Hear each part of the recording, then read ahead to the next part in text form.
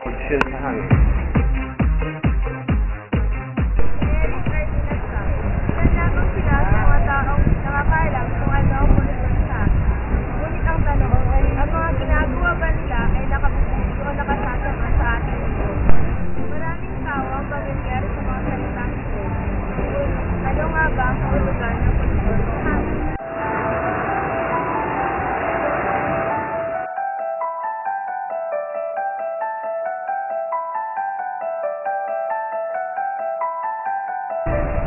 Ang hangin ay nakahaluan ng iba't ibang kemikal, gas, at iba po. Iba pa, isang nakasasama sa kalusugan ng tao, pati na rin ang mga hayop at lang, nagkakaroon ng tinatawag na polusyon sa hangin.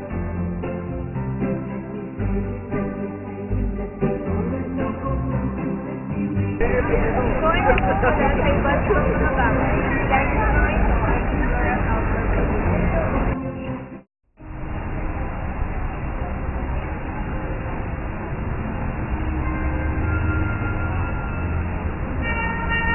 Sigarilyo. Ang sigarilyo ay naglalaman ng mga kemikal na arsenic, formaldehyde, lead, hydrogen, cyanide, nitrogen oxide, carbon monoxide, at 43 na kilalang carcinogen. Naglalaman din ito ng higit sa 4,000 sangkap na kapag sinunog ay lumilikha ng higit sa 200 compound ng mga kemikal.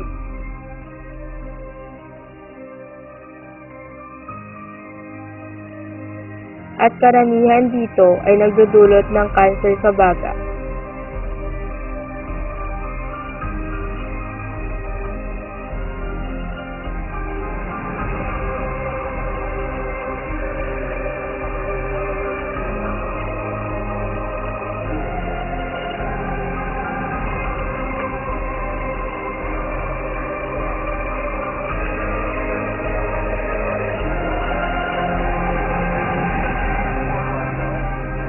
Sampung milyong sigarilyo ang ibinebenta bawat minuto at 1 trilyon naman sa iba't ibang bansa bawat taon.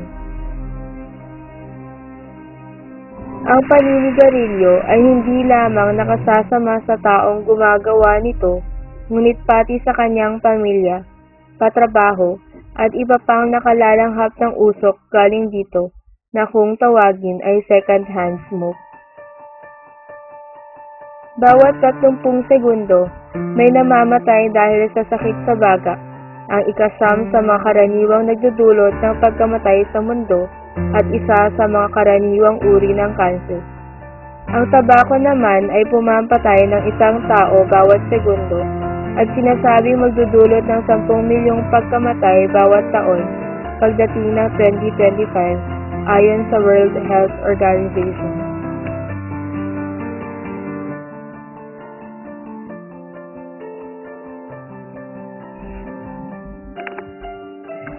Mga sasakyan, naglalabas ito ng usok na naglalaman ng mga kemikal na nakasasama sa lahat. Ang mga ito ay ozone, ang pangunahing sangkap sa urban smog. Ito ay bunga ng pag-react ng hydrocarbons at nitrogen oxide, mga kemikal na inilalabas ng automobile fuel combustion sa sinag ng araw. Ito ay kapaki-panginabang para sa upper atmosphere, ngunit nakakairita sa respiratory system, nagdudulot ng pag-ubo, pagbara at pagbaba ng kapasidad ng baga sa ground level ozone. Particulate matter. Ang mga particles mula sa soot, bakal, at pollen ang siyang nagbibigay sa smog ng itim o maruming kulay nito. Sa lahat ng polusyon mula sa mga sasakyan, fine particles ang may pinakaseryosong banta sa kalusugan ng tao. Nitrogen oxide. Ito ay nagdudulot ng iritasyon sa baga at nagpapahina sa depensa ng katawan laban sa infeksyon sa baga, tulad ng pulmonya at trangkaso. Ito ay tumutulong sa formasyon ng ozone at particulate matter.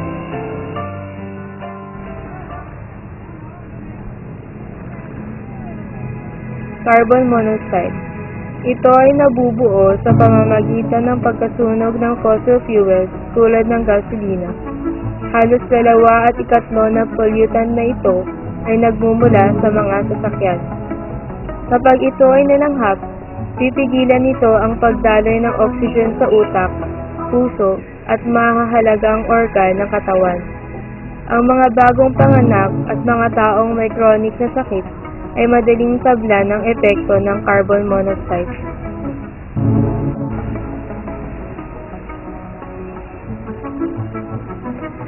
Sulfur dioxide. Bunga ito ng pagsunog ng sulfur-containing fuel, lalong-lalo na ng diesel ng mga sasakyan. Ito ay nagre-react sa atmosphere at gumagawa ng fine particles na maaaring magbigay ng panganib sa bata at mga hikain.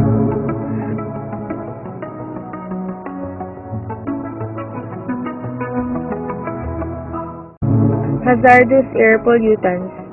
Ang mga chemical compounds na ito na ibinubuga ng mga sasakyan, truck, refineries, gas pumps, at iba pang kaugnay na pinanggagalingan ay sinasabing nagdudulot ng birth defects, cancer, at iba pang malubhang sakit.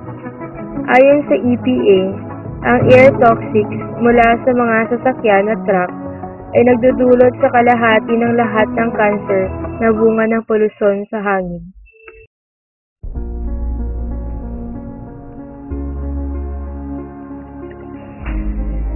Mga pabrika at pagsusunog.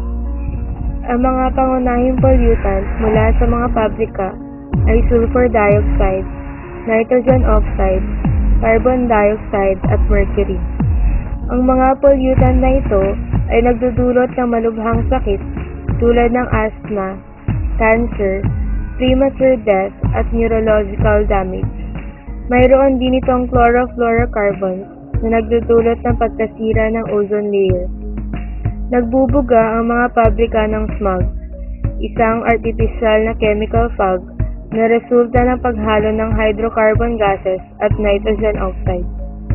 Naglalabas din ito ng carbon monoxide na nagagawa tuwing combustion process. Ang sulfur oxide mula sa pabrika na resulta ng pagsunog ng fuel na naglalaman ng sulfur ay nagdudulot ng acid rain. Ang polusyon sanhi ng mga pabrika ay patuloy na sumisira sa ozone layer. Dahil dito, nawawalan tayo, ang mundo, at lahat ng nabubuhay dito ng proteksyon mula sa mapanirang cosmic radiation. Tulad ng polusyong dulot ng pabrika, ang pagsusunog ay lumilikha din ng dioxin at iba pang peligrosong toxic sa hangin, lupa at tubig. Mapanganib ito sa iyo, sa iyong mga anak, mga kapitbahay, mga alagang hayop tulad ng mga ibon at isda. Maaari silang magkaroon ng tumor, infertility, problema sa immune system, asthma at iba pang mga sakit. Mga paputok.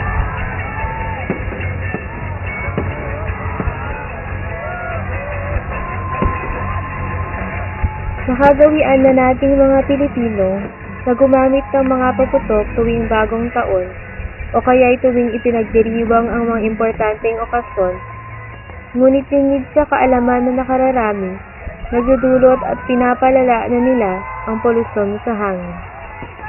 Ang mga kemikal na ginagamit sa fireworks display ay matatagpuan sa gunpowder o pulbura na nakasasama sa kalusugan. Upang makagawa ng magarbo at makulay na paputok, iba't ibang chemical at metal compounds na nakasasama sa kapaligiran ang ginagamit. Halimbawa, maraming paputok na naglalaman ng kulay berdeng epekto ay gumagamit ng barium, isang elementong radyoaktibo. Ilan pa sa mga compound na inilalabas nito sa hangin tuwing fireworks display ay dioxin, lithium, antimony, potassium nitrate at iba pa. Ang mga chemical at metals ay karaniwang nahuhulog sa lupa pagkatapos ng fireworks display at ang abo ay napupunta sa ating supply na tubig na nagdudulot ng kontaminasyon sa tubig, pati na rin sa lupa.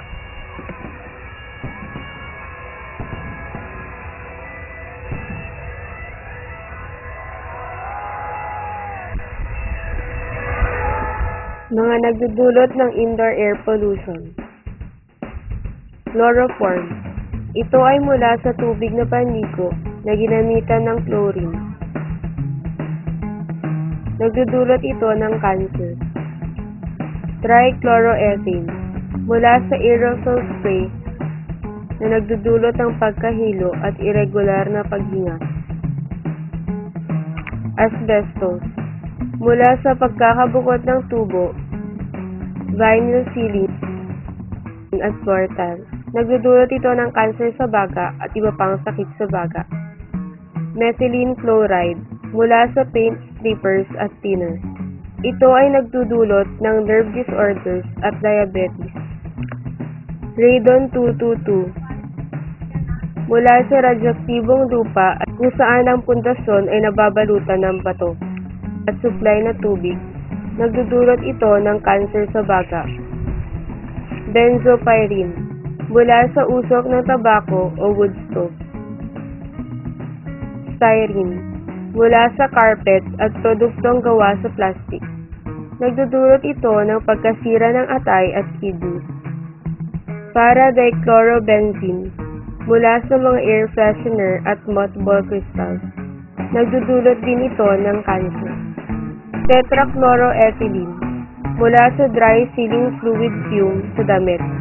Ito ay nagdudulot ng nerve disorder, pagkasira ng atay at kidney, at maaaring magkaroon ng kanser.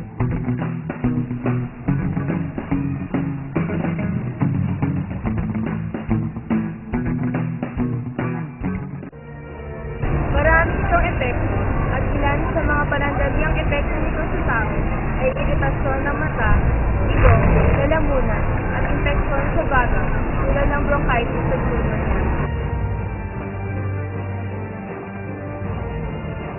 Ilan pa sa mga sintomas nito ay pananakit ng ulo, pagsusuka at allergic reaction. Ang mga matagalang epekto naman nito sa tao ay chronic respiratory disease, lung cancer, heart disease, at maaaring mapinsala ang utak, nerve, atay at kidney. Ang patuloy na pagkabila sa polusyon sa hangin ay nakasasama din sa mga bata at nagpapaluhan sa lagayan ng mga bata. Marami din itong epekto sa mundo at ilan sa mga epekto nito ay ang asma.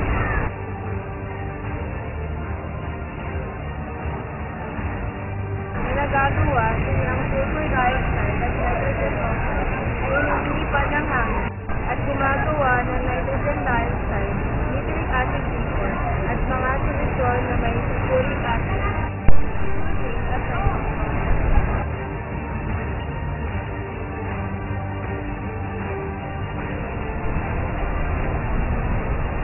Isa rin sa mga ito ay ang climate change o pagbabago ng klima dahil sa patuloy na pagkasira ng ozone layer. At ang huli sa lahat ay ang global warming.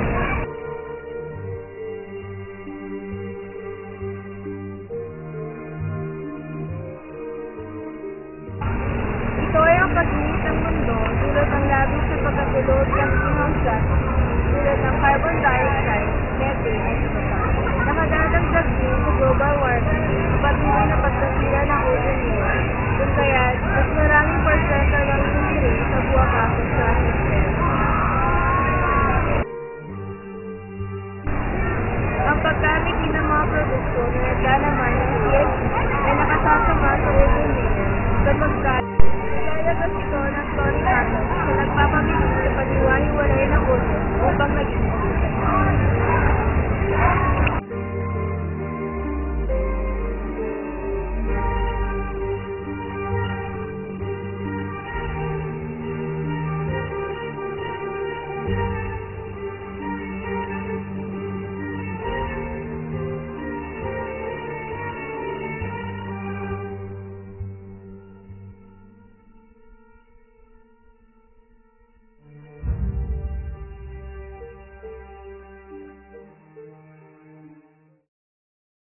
ang mga solusyon sa outdoor air pollution.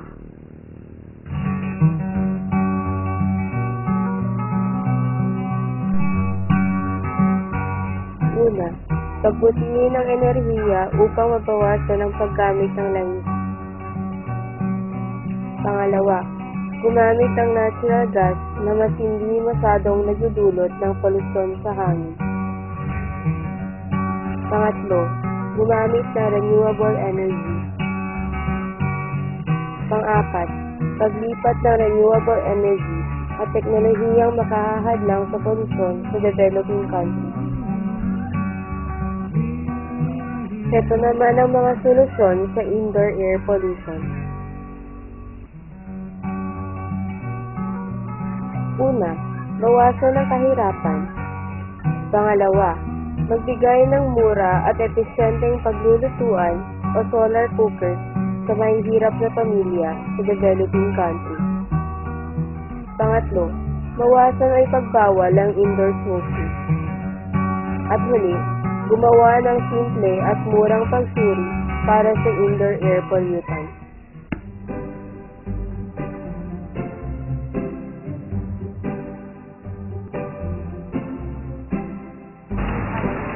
Paglalakad. Imbis na paggamit ng tricycle, maglalakad na lang. Pero mas maraming puno. Para yung puno ay ma-absorb na yung mga carbon gases tulad ng mga usok. And in return, bibigyan naman tayo ng mga puno niya ng oxygen. Kalinisan ng kapaligiran.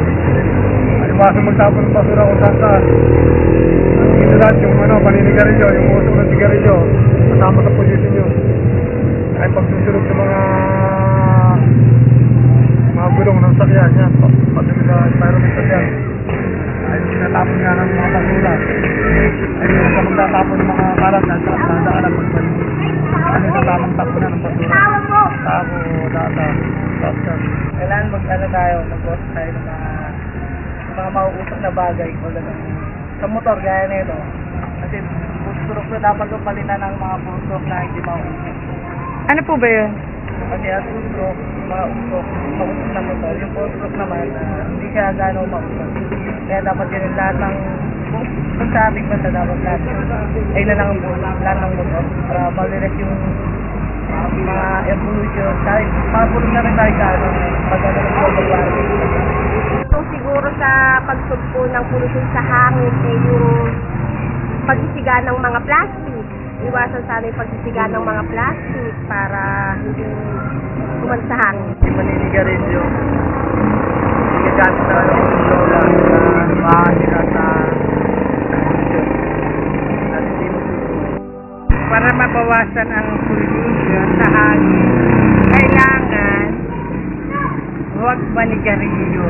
Sabihan yung mga tao na na mahilig manigarilyo na huwag na kasi makakasira sa maraming tao. Kung ating mapapansin, hindi ba't napaka-ironic? Alam natin na tayo ang nagdudulot ng polusyon sa hangin, ngunit patuloy pa rin natin itong ginagawa. Alam nating masama ang epekto nito sa ating kalusugan, maging sa mundo, ngunit hindi tayo tumitigil. Kaya ba natin maruming sa hangin ang lalamatin ng susunod na henerasyon dahil sa kapabayaan natin.